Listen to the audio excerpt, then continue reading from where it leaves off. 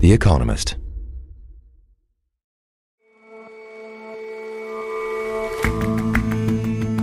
Hello and welcome to The Intelligence from The Economist. I'm your host, Jason Palmer.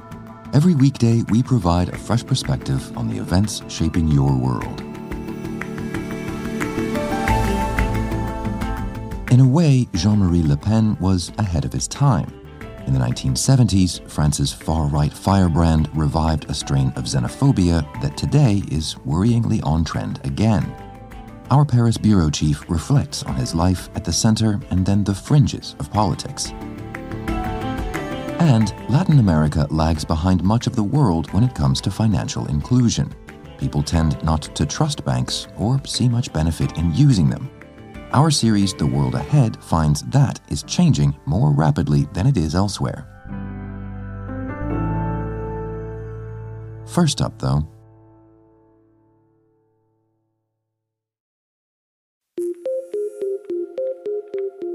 there's a story that just keeps playing out across Europe. At the ballot box, disillusioned citizens are increasingly turning toward parties of the hard and far and extreme right. Parties that were once seen as fringe players. In the Netherlands, it was Geert Wilders and his Party for Freedom. In France, Marine Le Pen and her National Rally.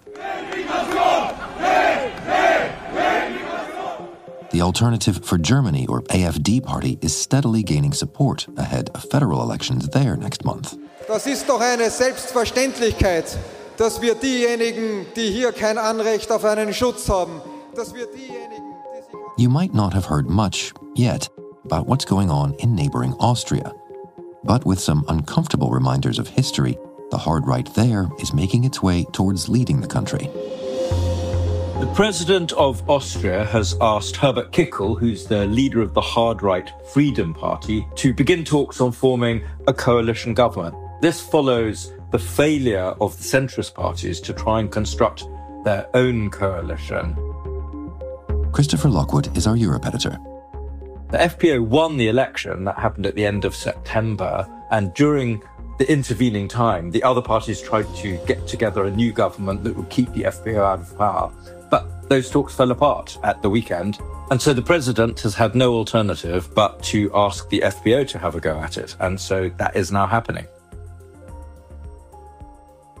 So help me out a bit, Chris. Place the FPO in the sort of political spectrum in Austria.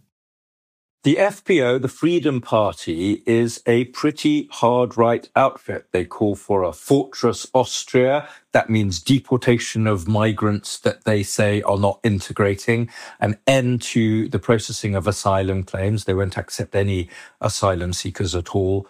And they are also pro-Russia and anti-Ukraine. Austria is not a member of NATO, but has been reasonably supportive of the efforts to protect Ukraine from Russia. But Herbert Kickl and the FPO say that sanctions against Russia should be dropped and the West should not be sending assistance to Ukraine. And the FPO has been a feature of Austrian politics since the 1980s, when it was first in government, actually founded immediately after the war by some former Nazis. They've never been at the top of government. They've served in 3 different governments as junior partner, but now, for the first time, they are likely to be ruling the country, and that's the very different thing. And how is it that the FPO has risen to the top here, has won that election? Well, many people in Austria feel that the established parties, the centre-right and the centre-left, have let them down. Incomes have stagnated. They worry about migration.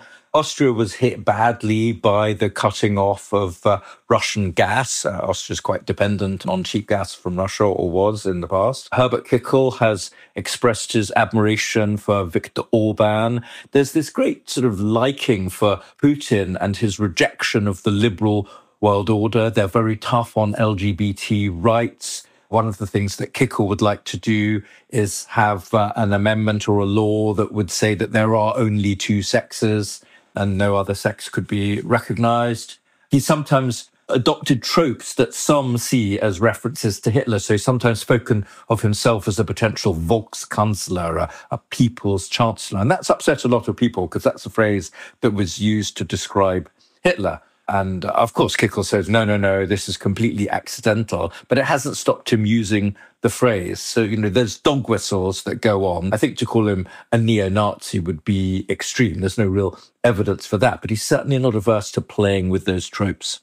And it's a story we've seen play out in lots of European countries, the sort of ousting of incumbents, of centrists, the rise of the right. But I suppose it's most relevant for neighboring Germany, which goes to the polls next month. Do you see any parallels there? So many people are concerned that this is a harbinger of the rise of the right in Germany, where the alternative for Germany, the AfD, is riding quite high in the polls. They're scoring around 21%. That puts them in second place. They're quite far behind the Christian Democrats, who are the leaders. But I think the parallel should not be overstated. There is a very strong firewall in place in Germany, whereby all the mainstream parties absolutely refuse to cooperate with the AfD. And I don't see that changing. The FPO has been in power, as I said, 3 times before at a national level, and also in a whole string of state governments, not at the top, but as a junior partner in government. That has not happened in Germany, and there's no sign that it will happen in Germany. I think the Germans are much more wary of going in that direction than the Austrians are. Austria, in many ways, has failed to come to terms with the Second World War in a way that Germany has been much more assiduous about doing. But thinking about a more temporally proximal war, though, there is still this rise of pro-Russia sentiment that seems to be spreading. Yes, it's quite extraordinary to me. Here is Russia posing an immediate and very severe threat to the security of Europe, not just by invading Ukraine, which propelled millions of migrants into Europe, but also cutting cables in the Baltic Sea, interfering in elections, backing hard right parties against established parties. Russia is an extremely malign operator in Europe. And yet you see in a number of countries, interestingly not the frontline ones like Poland or the Baltic states, which are very anti-Russia, but in Central Europe, you see this rise of really quite pro-Russian parties. So Viktor Orban in Hungary, Robert Fico in Slovakia, now potentially in Austria, potentially too in the Czech Republic. And it is a great concern because the more of these countries you have, the harder it becomes for the EU and indeed NATO to form tough policies to deal with Russia. We may see it becoming a lot more difficult to get sanctions on Russia extended as more and more countries join this bloc. It's been possible in the past to deal with the problem of Viktor Orban when he was just one small country. But the more countries that you have supporting him, the harder it will be to push him around, essentially. But then the question becomes, why do these countries support Russia? Well, it has to do with a backlash against migration, a backlash against modern liberal values with regard to LGBT rights, probably suspicion of America, suspicion of capitalism, often large-scale capitalism, global corporations. It's a very atavistic sort of attitude, which, of course, Vladimir Putin has made his own. And these little mini Putins, these Putin followers, as I think they are quite happy to take on a lot of these same views. But as for Austria itself, this is not a done deal. This is still a matter of coalition talks. How do you see things going from here?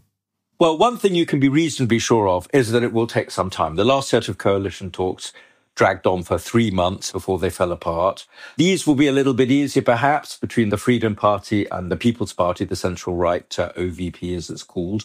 It's only 2 parties rather than 3. That makes it a little bit easier.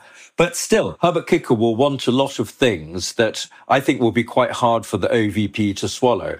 On the other hand, he will have all the leverage. There's no other coalition available. The only alternative would be fresh elections, in which the polls say the People's Party would do badly and Herbert Kickl's Freedom Party would do even better than it did last time. So he will be in quite a strong position to set the agenda.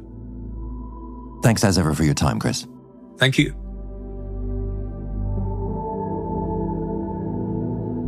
It's clear that these days the political scales in Europe are shifting to the right. But it's not as if that sentiment is new. There's kind of always been a strain of traditionalist, anti-immigration, nationalist, even nativist thinking lurking in Europe's body politic. For decades, politicians have occasionally tapped into it, perhaps none more unabashedly than Jean-Marie Le Pen who died yesterday.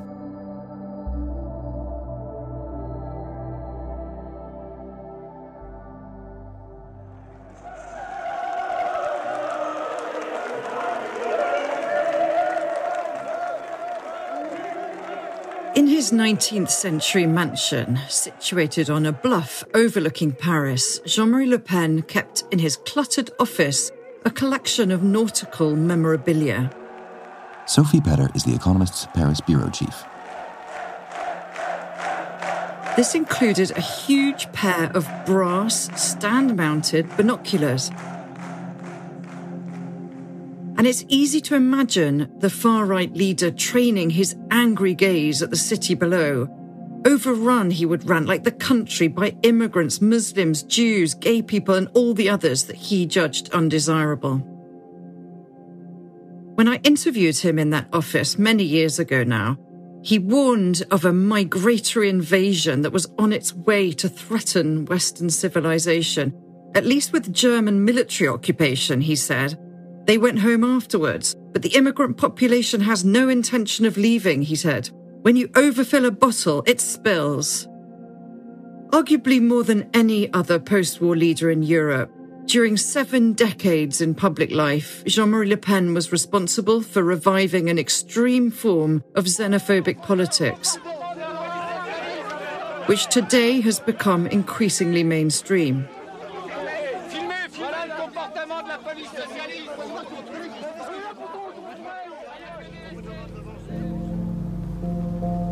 Jean-Marie Le Pen was born in Brittany to a father who was a fisherman and who died when Le Pen was a teenager.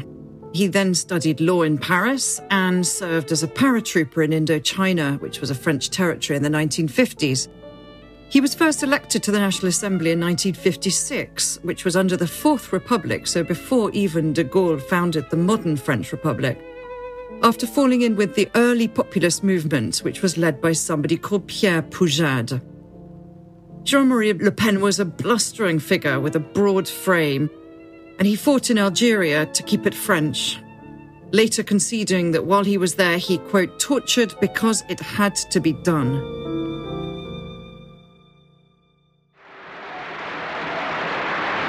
I would say that Jean-Marie's lasting influence on French politics, though, really dates from the 1970s, after he co-founded the National Front in 1972. In 1986, under François Mitterrand, who changed the electoral rules, Le Pen and his group of assorted extremists and nativists and colonial apologists, they secured 35 parliamentary seats. And that, in a way, was the beginning of what the French called the Le Penisation of French minds, meaning an increasingly blunt and accepted public discourse against immigration. Jean-Marie Le Pen himself went on to stand for the presidency 5 times. And in 2002, he secured a place in the second round against Jacques Chirac, to widespread shock and consternation.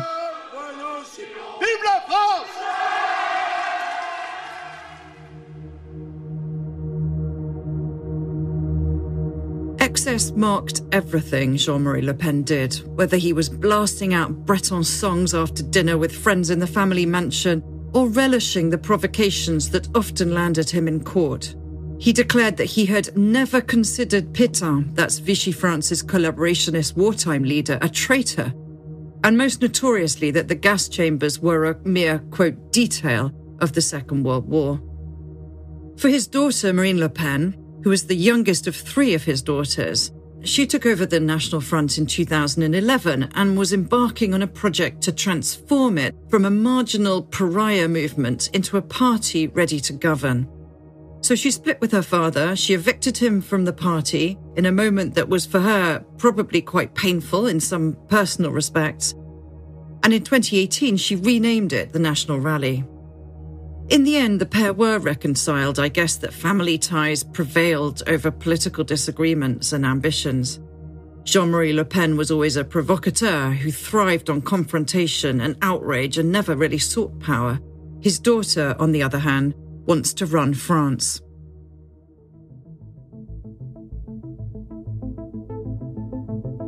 Jean-Marie Le Pen very much belonged to the toxic political fringes of French politics.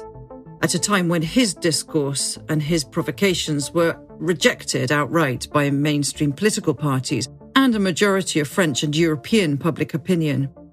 But he also laid the foundations for a movement that has purged itself of its most extreme elements and imagery and morphed into a form of increasingly accepted hard-right nationalism. In a recent poll of the 50 favourite French public figures, only 2 politicians featured. They were Marine Le Pen and Jordan Bardella, her right-hand man. Jean-Marie Le Pen inhabited the unfrequentable margins. Marine Le Pen has never looked closer to power. Vive la République! Vive la France!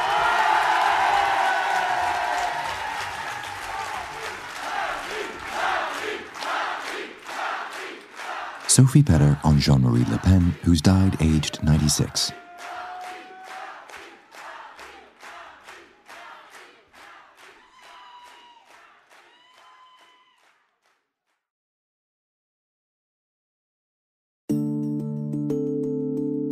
Something like 1.4 billion people don't have a bank account. They, and the economies that they skate around the edges of, are missing out. It's harder for them to securely save or invest their money, or to get the benefits of a formal economy. Luckily, one region seems to be bucking that trend as 2025 starts. As part of our World Ahead series, I spoke with Sarah Burke, our bureau chief for Mexico, Central America, and the Caribbean, about the change going on her patch. In 2021, 6% more Latin Americans had a bank account than in 2014. That rate of increase is double the global increase over that same period of time. So in 2025, financial institutions are going to try to maintain that momentum. There's still a way to go, and they're going to do so by focusing on women, rural populations, and poorer people.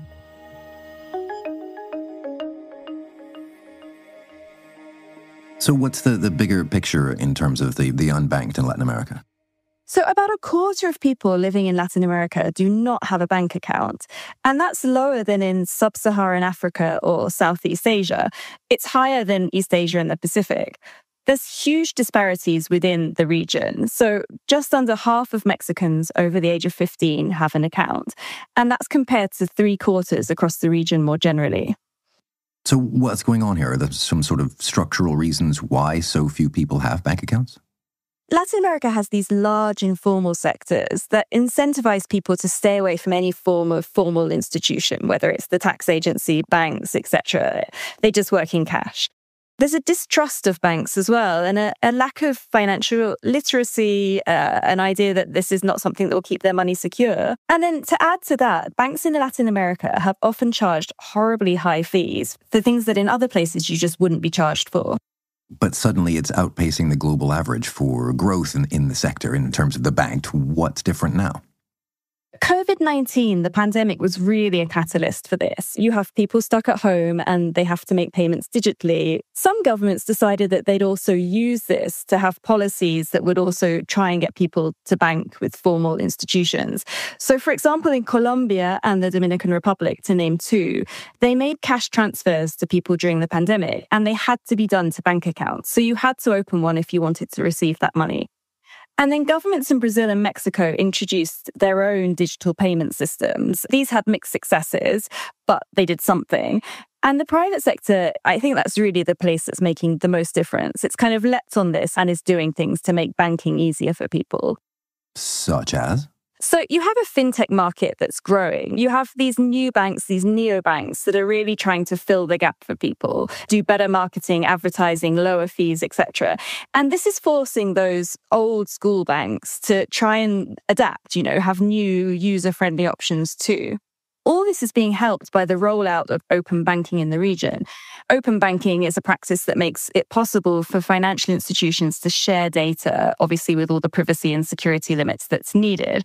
And Brazil really is a world leader in this open banking.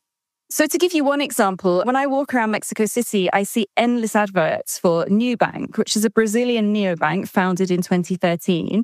And it expanded to Mexico in 2020, and it already has 7.8 million users, and this is a population of 126 million people.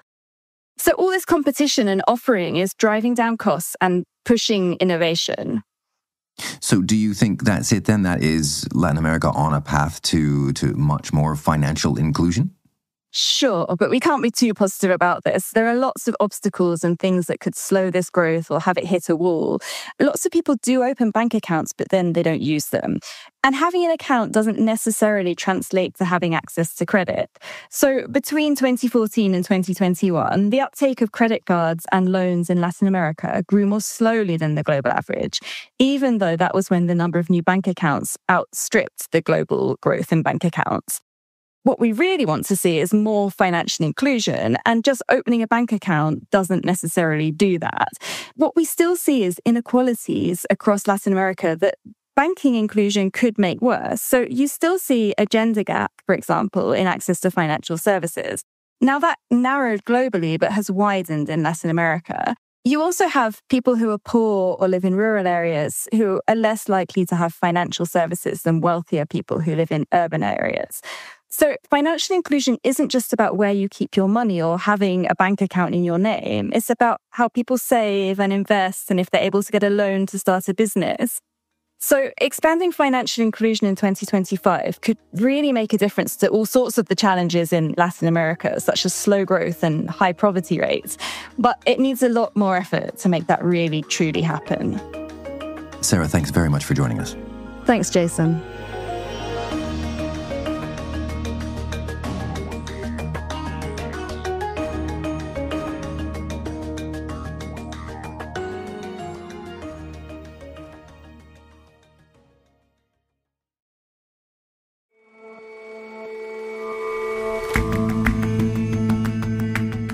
That's all for this episode of The Intelligence. We'll see you back here tomorrow.